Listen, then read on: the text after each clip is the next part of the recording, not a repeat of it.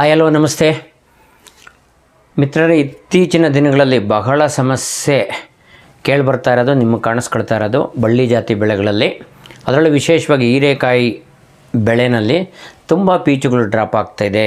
ಇದು ಬಹಳನೇ ಕೇಳಿಬರ್ತಕ್ಕಂಥ ಕಂಪ್ಲೇಂಟು. ಎಷ್ಟೋ ಜನ ಅನೇಕ ಬಾರಿ ನನ್ನ ಹತ್ರ ಶೇರ್ ಮಾಡ್ಕೊಂಡಿದ್ರು. ನಾವು ಎಲ್ಲ ಕರೆಕ್ಟಾಗಿದೆ, ಯಾವುದು ಇನ್ಸೆಕ್ಟ್ ಇಲ್ಲ, ಕೀಟಗಳ ಬಾಧೆ ಇಲ್ಲ, ಔಷಧಿ ಹೊಡ್ಕೊಂಡಿದ್ದೀವಿ, ರೋಗನೂ ಇಲ್ಲ, ಆರೋಗ್ಯವಾಗಿದೆ, ಗೊಬ್ಬರಗಳು ಕೊಡ್ತಾಯಿದ್ದೀವಿ, ಗಿಡಕ್ಕೆ ತುಂಬಾ ಹೂವು ಇದೆ, ಆದರೆ ಪೀಚ್ ಆಗ್ತಾಯಿಲ್ಲ, ಡ್ರಾಪ್ ಆಗ್ತಿದೆ. ಈ ರೀತಿ ಪ್ರಶ್ನೆಗಳು ಪದೇ ಪದೇ ಕೇಳಿ ಬರ್ತಲೇ ಇದೆ. ಸೊ ಅದಕ್ಕೆ ಉತ್ತರ ತಿಳ್ಕೊಬೇಕು ಅಂದರೆ ಒಂದಷ್ಟು ಹೀರೆಕಾಯಿ ಬೆಳೆ ಬಗ್ಗೆ ಮಾಹಿತಿನ ತಿಳ್ಕೊಬೇಕಾಗಿದೆ ಫ್ರೆಂಡ್ಸ್. ನೋಡಿ, ಹೀರೆಕಾಯಿ ಬೆಳೆನಲ್ಲಿ ಒಂದೇ ಬಳ್ಳಿನಲ್ಲಿ ಹೆಣ್ಣು ಮತ್ತು ಗಂಡು ಹೂವು ಇರುತ್ತೆ. ಗಂಡು ಹೂವುಗಳು ಮೊದಲು ಬರುತ್ತೆ, ನಂತರ ಹೆಣ್ಣು ಹೂವು ಬರುತ್ತೆ. ಆಮೇಲೆ ಇವುಗಳ ಅನುಪಾತ ರೇಷಿಯೋ 10:1, ಅಂದರೆ 10 ಗಂಡು ಹೂವುಗಳಿಗೆ 1 ಹೆಣ್ಣು ಇರುತ್ತೆ. ಈ ಹೂವುಗಳು ಸಾಮಾನ್ಯ ಅರಳೋದು ಸಂಜೆ ಟೈಮಲ್ಲಿ. ನೀವು ಅಬ್ಸರ್ವ್ ಮಾಡಿ ನೋಡಿ, ಬೇಕಾದ್ರೆ ಸಂಜೆ ಹೊತ್ತು ಅರಳುತ್ತೆ. ಈ 10 ಗಂಡು ಹೂವು 1 ಹೆಣ್ಣು ಇರುತ್ತಲ್ಲ, ಈ ಹೆಣ್ಣುವಿಗೆ ಇದು ಯಾವುದಾದ್ರೂ ಹೂವುಗಳಿಂದ ಪರಾಗಸ್ಪರ್ಶ ಆದರೆ ಇದು ಕಾಯಾಗುತ್ತೆ. ನೀವು ಗುರುತಿಸೋದಾಗೆ ನೋಡಿ, ಚಿತ್ರದಲ್ಲಿ ಗಮನಿಸಿ. ಗಂಡು ಹೂವುಗಳು ಹೇಗಿರುತ್ತೆ ಅಂದರೆ ಖಾಲಿ ಇರುತ್ತೆ, ಬರೀ ಹೂ ಮಾತ್ರ ಅರಳಿರೋದು ಮೇಲೆ ಕಾಣುತ್ತೆ. ಹೆಣ್ಣು ಹೂವಿನ ಕೆಳಗಡೆ ಒಂದು ಆಕಾರ ಇರುತ್ತೆ, ಒಂದು ಕಾಯಿ ಪೀಚ್ ಥರ ಒಂದು ಆಕಾರ ಇರುತ್ತೆ. ಆ್ಯಕ್ಚುಲಿ ಅದು ಕಾಯಲ್ಲ, ಕಾಯಿ ಪೀಚ್ ಥರ ಆಕಾರ ಇರುತ್ತೆ. ಈ ಗಂಡು ಮತ್ತು ಹೆಣ್ಣು ಹೂವುಗಳ ಮಧ್ಯೆ ಪರಾಗಸ್ಪರ್ಶ ಆದಾಗ, ಪಾಲಿನೇಷನ್ ಆದಾಗ ಆ ಒಂದು ಆಕೃತಿ ಕಾಯಾಗಿ ಡೆವಲಪ್ಮೆಂಟ್ ಆಗ್ತದೆ, ಪೀಚ್ ಆಗುತ್ತೆ. ಹಾಗಾಗಿ ಪಾಲಿನೇಷನ್ ಆಗೋದು ಬಹಳನೇ ಮುಖ್ಯ. ಇದು ಸಂಜೆ ಹೊತ್ತು ಅರಳೋದ್ರಿಂದ, ಈ ಹೆಚ್ಚು ಮಳೆ ಬಂದಾಗ, ತುಂಬ ಶೀತ ಇದ್ದಾಗ, ಕೋಲ್ಡ್ ಟೆಂಪ್ರೇಚರ್ಸ್ ಎಲ್ಲ ಇದ್ದಾಗ ಪರಾಗಸ್ಪರ್ಶ ಆಗ್ತಕ್ಕಂಥ ವೇಗ ಕಡಿಮೆ ಇರ್ತದೆ. ಯಾವುದು? ಕೂಲರ್ ಟೆಂಪ್ರೇಚರ್ಸ್ ಫಾಲೋಯಿಂಗ್ ಬ್ಲಾಸಮ್ ಆಗಿದ್ದು it lead to blossom dropping ಅಂತ ಕರಿಬೋದು, ಫಾಲ್ ಆಫ್ ಆಗೋದಕ್ಕೆ. ಈ ವರ್ಷ ಈ ಕಳೆದ 2-3 ತಿಂಗಳಿಂದ ತುಂಬಾ ಮಳೆ ಬರ್ತಿರೋದ್ರಿಂದ ತುಂಬ ಕೂಲಾಗಿರುತ್ತೆ ಟೆಂಪ್ರೇಚರು. ಸಂಜೆ ಹೊತ್ತು ಮಾತ್ರ ಹೂವು ಅರಳೋದ್ರಿಂದ ಪರಾಗಸ್ಪರ್ಶದ ಪರ್ಸೆಂಟೇಜ್ ಕಡಿಮೆ ಆಗಿ ಅದು ಫಲ ಆಗದೇ ಇರೋದ್ರಿಂದ ಹೂ ಡ್ರಾಪ್ ಆಗ್ತಾಯಿದೆ.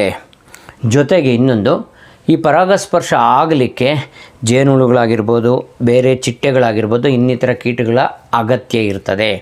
ಈಗ ಏನಾಗ್ತದೆ ಅಂದರೆ, ಯೂಸಲಿ ಫೀಲ್ಡಲ್ಲಿ ಹೂ ಡ್ರಾಪ್ ಆಗ್ತಾಯಿದೆ ಅಂದರೆ ಏನೋ ಸಮಸ್ಯೆ, ಹೂಜಿ ಇರ್ಬೋದು, ನೊಣಗಳಿರ್ಬೋದು, ಇಲ್ಲ ಏನೋ ಪೋಷಕಾಂಶಗಳು ಸಾಕಾಗಿಲ್ಲೇನೋ, ಸ್ಪ್ರೇ ಮಾಡಿಬಿಡೋದು ಇಮ್ಮಿಡಿಯೇಟಾಗಿ. ಸ್ಪ್ರೇ ಮಾಡಿದಾಗ ಆ ಜೇನುಹುಳುಗಳು ಡಿಸ್ಟ್ರ್ಯಾಕ್ಟ್ ಆಗ್ತವೆ.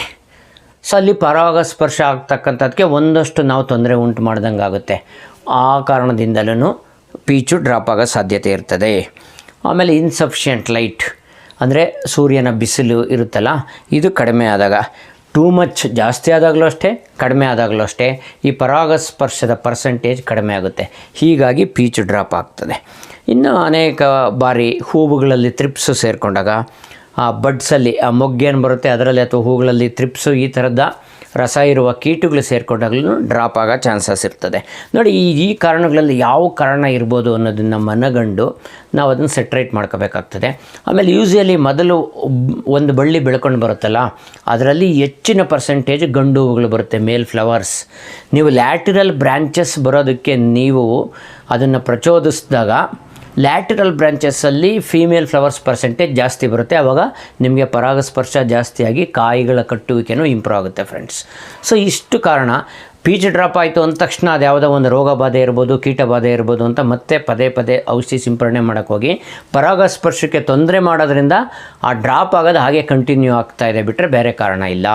ಕೆಲವೊಂದು ಸನ್ನಿವೇಶಗಳಲ್ಲಿ ಈ ಫ್ರೂಟ್ ಫ್ಲೈ ಡ್ಯಾಮೇಜಿಂದಲೂ ಆಗುತ್ತೆ. ಯಾವಾಗ ಆಗುತ್ತದು? ಪರಾಗಸ್ಪರ್ಶ ಆಗಿ ಕಾಯಿ ಡೆವಲಪ್ಮೆಂಟ್ ಹಂತದಲ್ಲಿ ಅದು ಹಣ್ಣಿನ ನೊಣ, ಫ್ರೂಟ್ ಫ್ಲೈ ಬಂದು ಅದರಲ್ಲಿ ಮೊಟ್ಟೆ ಇಟ್ಟೋದಾಗ ಒಳಗಡೆ ಮ್ಯಾಗಟ್ಸ್ ಡೆವಲಪ್ಮೆಂಟ್ ಆದಾಗ ಅದು ಹಳದಿ ಆಗೋಕ್ಕೆ ಶುರುವಾಗೋಗುತ್ತೆ, ಡ್ರಾಪ್ ಆಗೋಗುತ್ತೆ ಫ್ರೆಂಡ್ಸ್. ಸೊ ಇವಿಷ್ಟು ಕಾರಣಗಳಿಗೆ ಹೀರೆಕಾಯಲ್ಲಿ ಪೀಚ್ ಡ್ರಾಪ್ ಆಗುತ್ತೆ. ಏನಿದೆ ಅಂತ ನೀವು ಕಂಡುಕೊಂಡು ಅದಕ್ಕೆ ತಕ್ಕ ಕ್ರಮಗಳನ್ನು ಕೈಗೊಳ್ಳಬೇಕಾಗುತ್ತೆ friends. Thank you very much. ಇನ್ನೊಂದು ರಿಕ್ವೆಸ್ಟು, ಈ ಹಿಂದಿನ ನನ್ನ ವಿಡಿಯೋ ನೋಡಿ. ಟೊಮೊಟೊ ಬೆಳೆ ಅತಿ ಹೆಚ್ಚು ಮಳೆ ಬಂದಾಗಲೂ ಸಮೇತ, ಬೆಲೆ ಕುಸಿದಾಗಲೂ ಸಮೇತ ನಷ್ಟ ಆಗದ ರೀತಿಯಲ್ಲಿ ಮಾದರಿಯಾಗಿ ಬೇಸಾಯ ಮಾಡಿರ್ತಕ್ಕಂಥ ಒಬ್ಬ ರೈತರದ ಬೆಳೆಯನ್ನು ತೋರಿಸಿದ್ದೀನಿ. ಅದನ್ನು ಪೂರ್ತಿ ವಿಡಿಯೋ ನೋಡಿ, ಅರ್ಥ ಆಗುತ್ತೆ ನಿಮಗೆ ಅದು. Thank you very much. Bye.